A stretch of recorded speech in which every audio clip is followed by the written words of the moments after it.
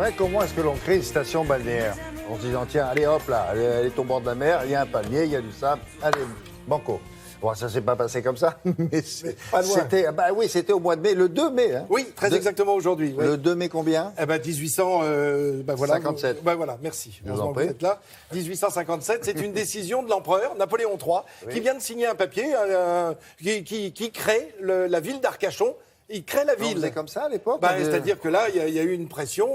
En fait, c'est un lieu qui existait déjà. Hein. Oui. C'était un quartier de la Teste de Buch. Donc déjà, il y avait des constructions. Bon. Et puis il y a le train qui arrive. Vous savez, les frères Pereire, Isaac et Jacob Pereire. Et alors alors eux, ils ont acheté d'abord des terrains et puis ils ont fait venir le train. Et puis à partir du moment où le train était là, tant qu'à faire, autant faire venir des gens. Si les gens viennent, autant faire construire. Si on construit, autant les garder toute l'année. Les deux frères Pereire, comme le boulevard, avaient des relations. Oui, sont des banquiers, sont des hommes d'affaires, sont des hommes qui investissent. Napoléon III, si lui, un ami à lui, en disant ça serait bien que... Oui, et alors, on décrète... ça serait bien de construire une ville là? Alors surtout, on décrète l'arrivée du chemin de fer. Ah. Voilà comment ça va commencer. Ils sont tous les deux natifs de Bordeaux. On n'est pas très loin, hein, puisque leur grand-père avait quitté le Portugal pour venir Pereira. Il s'appelait Pereira. Et ils se sont installés à Bordeaux. Et il est devenu d'ailleurs un des ministres de Louis XV quand même, hein, leur grand-père.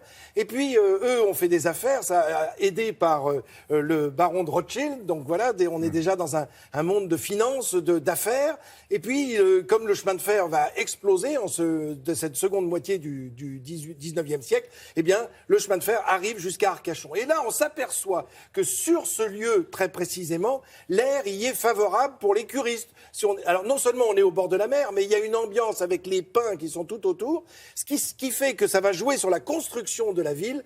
La ville, les rues sont extrêmement sinueuses pour couper le vent. C'est-à-dire le vent qui vient de la mer ne va pas s'engouffrer dans toutes les rues et ne va pas venir vous suffoquer si vous êtes en train de vous promener et de guérir de maux, notamment la pneumonie qui faisait beaucoup de ravages. Ah bon, il suit le... il suit pas, mais il est cassé par le rythme. Je vous propose des images qui vont nous emmener un petit peu dans le temps, évidemment.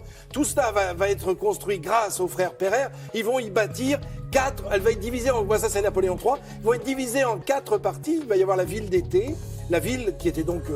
a priori, celle qui allait plaire au plus grand nombre. Mais les deux frères Pereire que l'on voit là, ils sont malins, ils se sont dit, l'été, ça va fonctionner, parce que, évidemment, avec le renouveau des jeux de plage et des créations de bord de mer, mais en plus, ils vont créer une ville d'hiver. Parce qu'en disant, si on fait venir les curistes, il va falloir qu'ils viennent toute l'année. Pourquoi ? Parce qu'ils vont utiliser leur train toute l'année. C'est pour ça qu'ils vont créer la ville d'été, la ville d'hiver, la ville d'automne, la ville de printemps. Donc cette ville est cassée. Alors là, on voit les fameuses petites barques à fond plat, ce qu'on appelle les pinasses, et qui permettent d'aller dans ce bassin d'Arcachon pour aller aux réserves des ostréiculteurs. Mais on peut aller aussi jusqu'à l'île des Oiseaux, dans ce bassin d'Arcachon merveilleux. Et puis ces cabanes chanquées, vous savez, ces deux cabanes qui sont en bois, qui sont comme sur pilotis, mais on a l'impression qu'elles sont sur des échasses. Alors voilà, tout ça sont les trésors et les richesses de ce bassin d'Arcachon.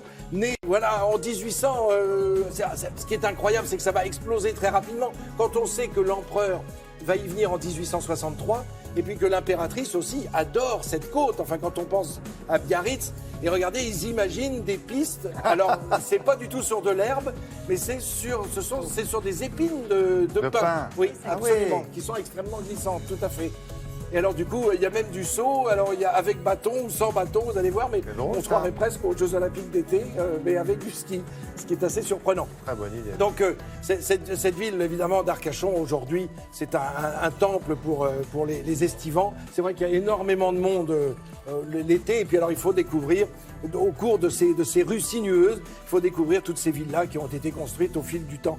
Donc, tout ça est à découvrir. Alors, il y a Gujan-Mestras, vous savez, qui est aussi pas très loin. Il y a la dune du Pilat, cette plus grande et énorme plage, mais elle est vraiment, j'appelle ça une plage, mais c'est une montagne de sable qui se trouve justement pas loin d'Arcachon.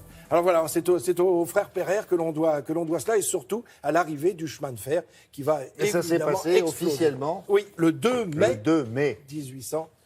Merci beaucoup. 57. 57. Oui. Merci beaucoup. Allez, au revoir. Je vous en prie.